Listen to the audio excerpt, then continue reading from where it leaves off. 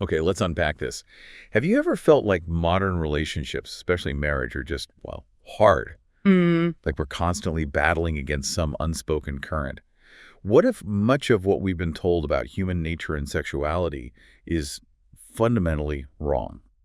a big question. Today, we're taking a deep dive into some fascinating source material that challenges the very foundations of how we understand love, lust, and commitment. Our mission, to uncover surprising facts about our sexual past that might just change how you see your present. And what's fascinating here is how deeply ingrained some of our assumptions are, Almost like a default setting we don't even question. Exactly. We'll be looking at a collection of articles and research that question the so-called standard narrative of human sexual Well, evolution. it's really the story we all kind of know. The idea that we're naturally monogamous, that women are somehow less sexual than men, or that jealousy is just, well, an unavoidable part of our biology. Yeah. And this raises a really important question, I think. If these widely accepted beliefs aren't quite right, what does that mean for us right here, right now? Okay, so let's start with that story we've largely been told. This standard narrative. It paints a picture of our ancestors forming pair bonds very early on. Think the Flintstones, Yeah. where Fred and Wilma are basically a nuclear family just in caveman times. Right, that's Yeah. the popular image. And this view suggests men and women evolved with these conflicting reproductive agendas. Men worried about paternity. And making sure the kids are theirs. Precisely. And women seeking resources and protection, especially for their children. Okay. Indeed, it's often framed as a kind of sexual economics, you could say, where a woman exchanges sexual access for a man's resources, especially during pregnancy and breastfeeding when she might be more vulnerable. So a transaction almost.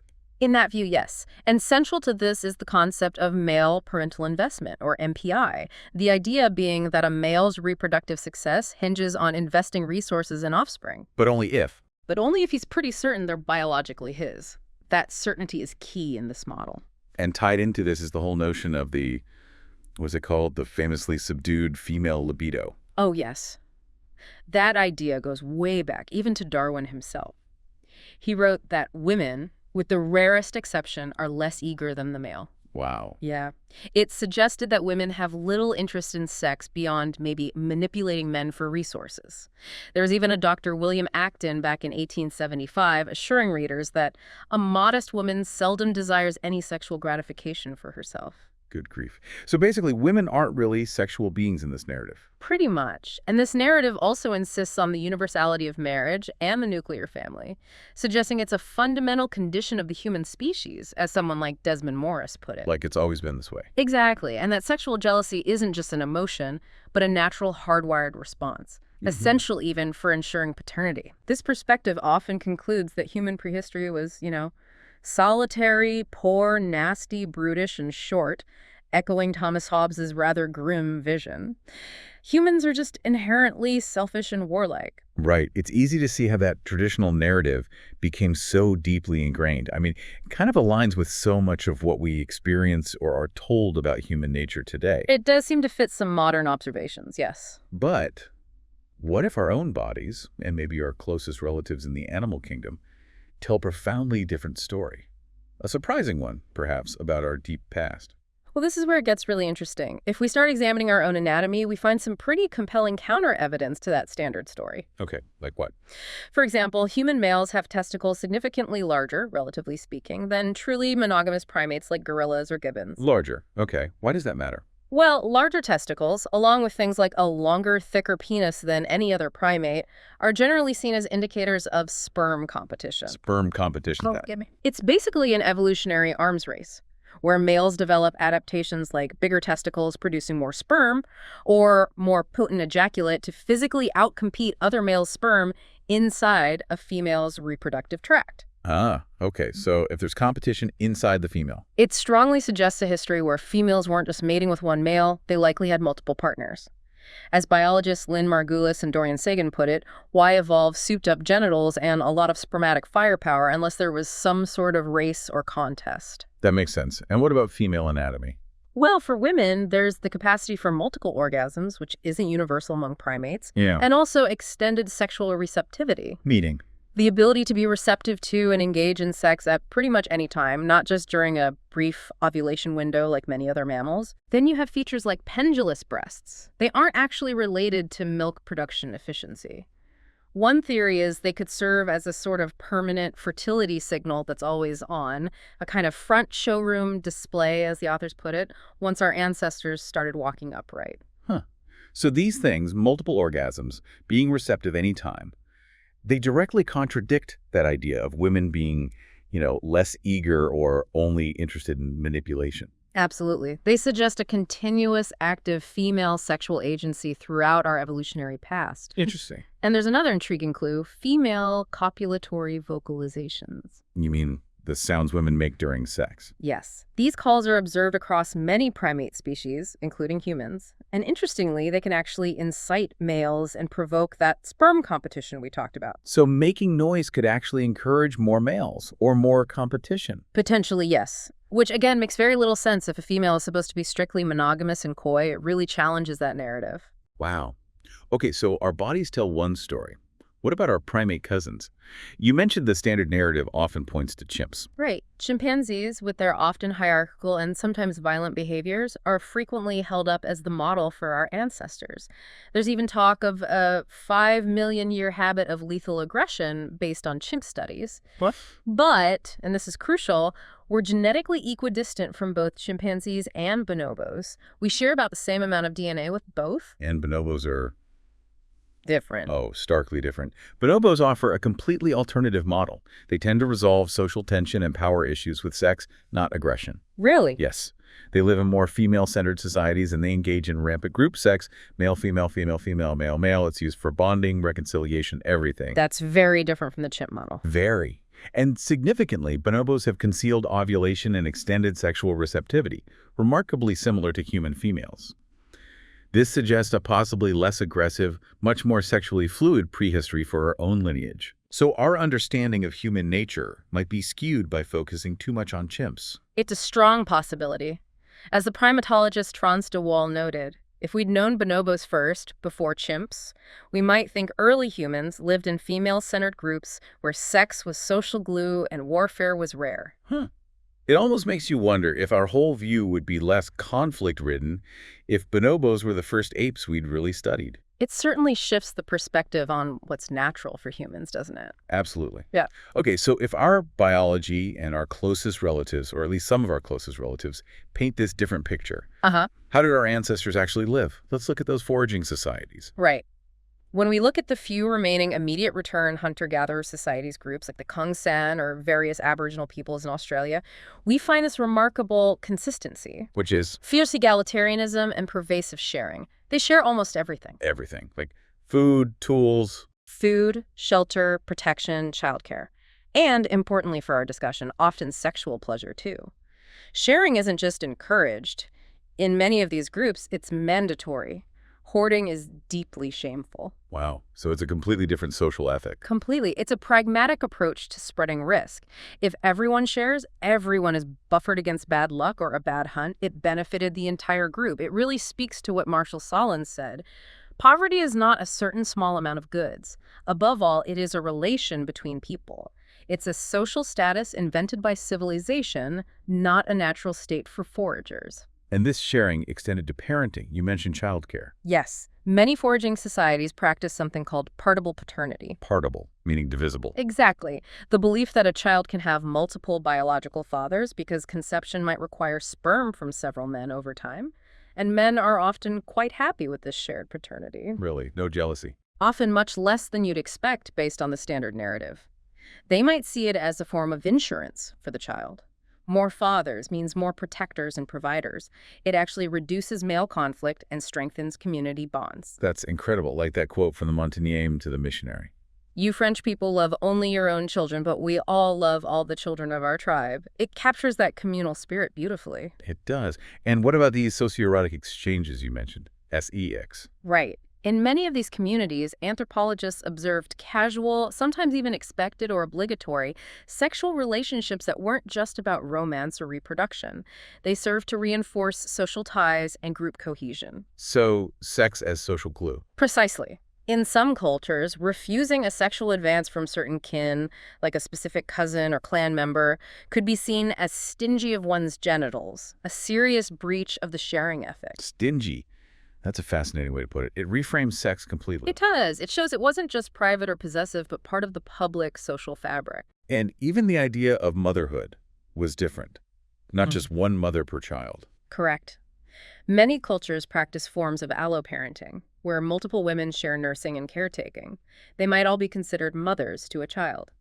It gives the child, as psychologist Malidoma Patrice Sommet recalled from his own upbringing, a very broad sense of belonging and support. This picture of foraging life, Yeah. it sounds, I don't know, almost idyllic compared to the nasty, brutish, and short version. So communal, so different. It certainly challenges our preconceptions. Which leads to the big question.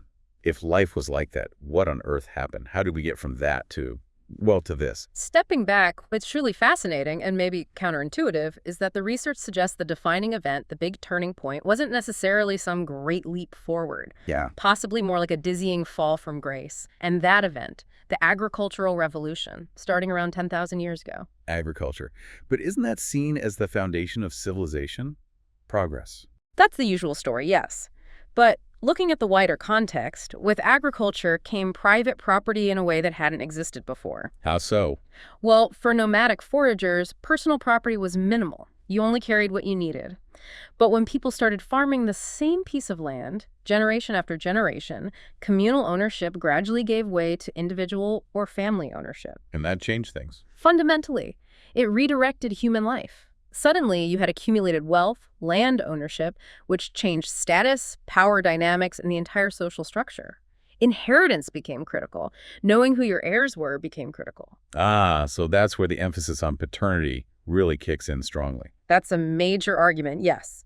Private property creates the need to control inheritance, which leads to controlling female sexuality to ensure paternity certainty. And what about health and well-being? Did agriculture improve things there? Actually, the evidence points the other way, surprisingly. The shift seems to have led to a dramatic drop in the quality of most people's diets and overall health. A drop? How do we know? Skeletal remains from early agricultural societies show increases in signs of famine, malnutrition, infectious diseases, stunted growth, and even violence compared to their forager predecessors. Wow. So farming wasn't necessarily easier or healthier. It seems not, at least initially for many. Life expectancy actually often decreased. It seems many foragers just weren't interested in the constant toil of farming when they had, as one observer of the Tierra del Fuego people noted, plenty fruits, plenty fish, and plenty birdies. They preferred leisure. So much for the lazy, savage stereotype. Quite the opposite in many cases, and this completely upends the longevity lie, too, the idea that prehistoric lives were always short. Right, because we assume progress means longer lives. Exactly. But what's insightful here is while infant mortality was likely high in foraging groups, those who survived childhood often lived remarkably long, healthy lives, free from many of the chronic stresses and diseases that came with settled agricultural life and denser populations. Healthier than early farmers. Often, yes. Archaeological dating methods used to underestimate forager lifespans, but newer analyses suggest they had less incidence of infectious diseases and lived to older ages. Some estimates suggest European urban populations didn't match that longevity until maybe the 19th or even 20th century. That really forces you to question what we mean by progress, doesn't it? It certainly does. And what about war?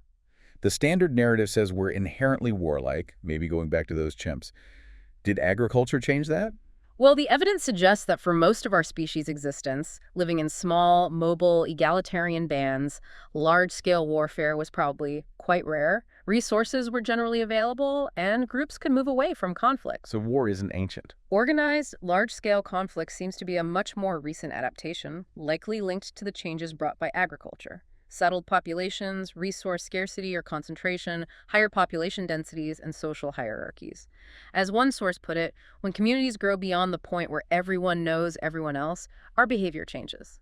Things become more abstract, maybe more impersonal. Okay, so agriculture leads to property, leads to controlling sexuality, poorer health, maybe more conflict. It sounds like a pivotal and perhaps quite negative turning point in many ways. It seems to have fundamentally reshaped human society and perhaps our experience of ourselves. So if these evolved predispositions for sharing, for maybe more fluid sexuality, for egalitarianism are so fundamental, where do we see the clash? What are the most striking, maybe painful ways this disconnect plays out in modern society right now? Well, that's the crux of it, isn't it? If our species evolved with this deeply cooperative, perhaps quite promiscuous and egalitarian nature over hundreds of thousands of years, what happens when we spend the last few thousand years insisting on living by norms that directly contradict it? We get deep conflicts raging at the heart of modern sexuality. Things like, well, high rates of divorce, collapsing marriages, widespread sexual frustration, infidelity.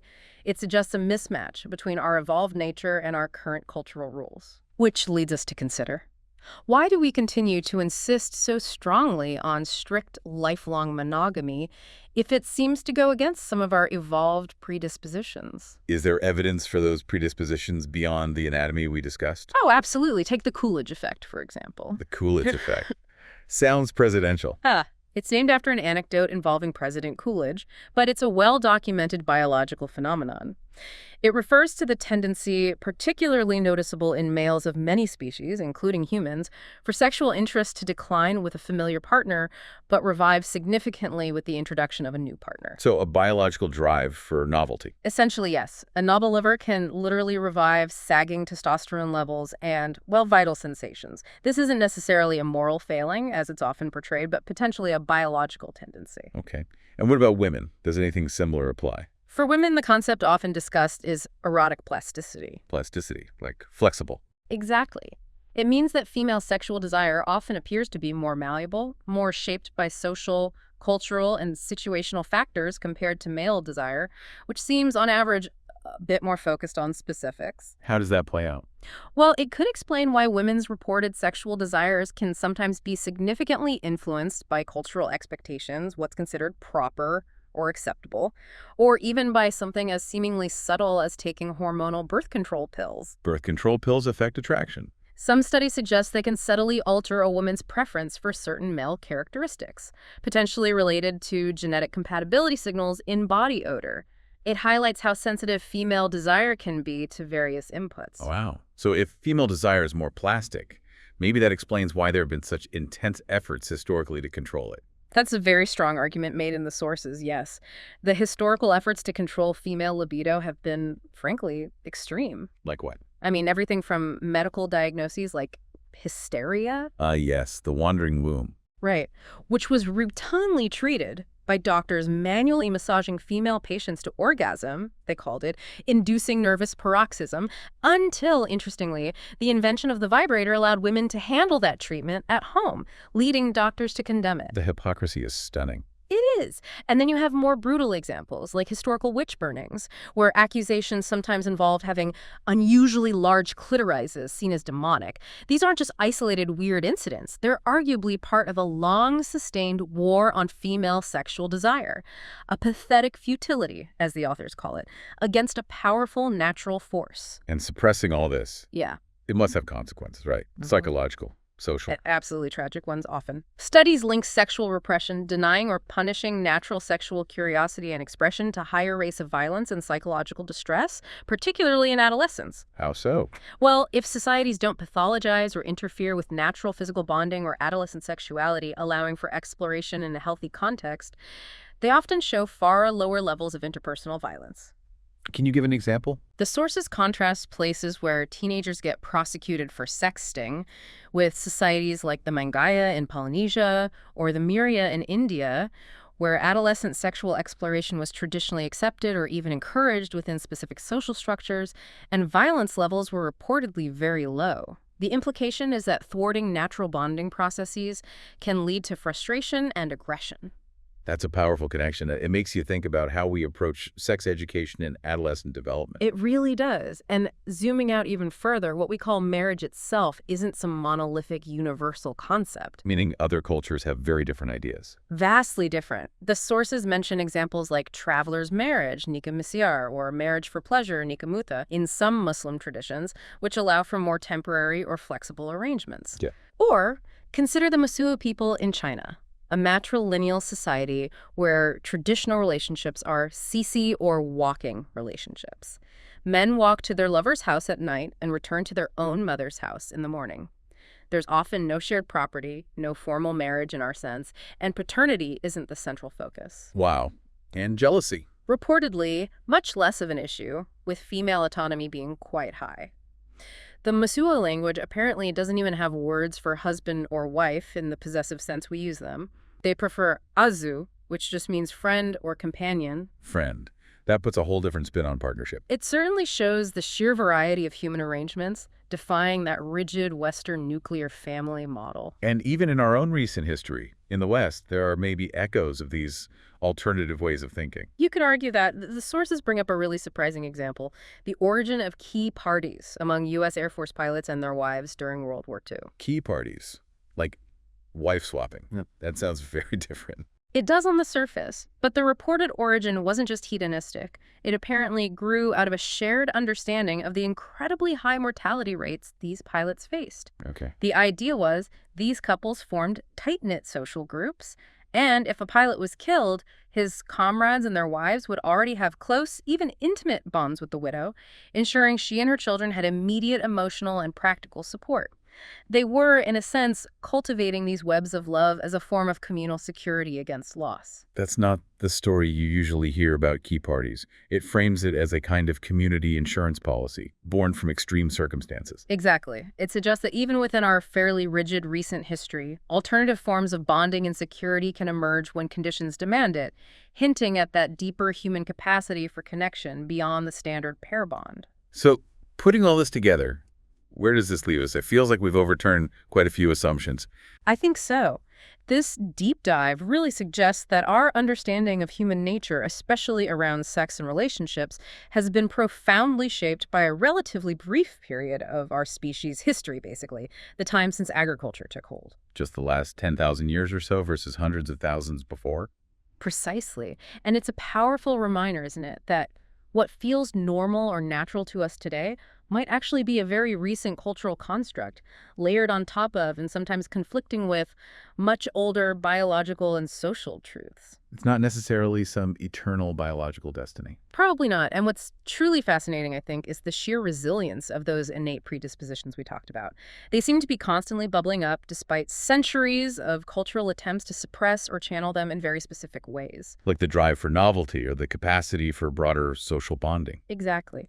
So maybe the task isn't really to fight Mother Nature by forcing ourselves into one rigid ideal that seems to cause so much friction. What's the alternative? Perhaps it's about seeking some kind of peace with the actual truths of human sexuality in all its complexity, and maybe thinking about how we could adapt our societal structures, our expectations, our relationships to better align with who we seem to actually be based on this deeper history. That's a huge challenge. Yeah. But it also sounds potentially liberating. It could be. It opens up possibilities. Which really begs the question for you, our listener. If you could truly understand the ancient roots of your own desires, your own social impulses, based on this kind of perspective, what might you choose to do differently? Would you, maybe metaphorically, like those people of Tierra del Fuego, throw down your hoe, reject the toil of conforming, and try to return to a life of plenty fruits, plenty fish, and plenty birdies, finding satisfaction in simpler, perhaps more communal ways? Or would you find a way to, as the authors put it, confront the sky together, acknowledge the complexities, the potential conflicts, but use this deeper, more informed understanding of who we really are to build new paths, new kinds of relationships, new ways of being together? It's definitely something to think about.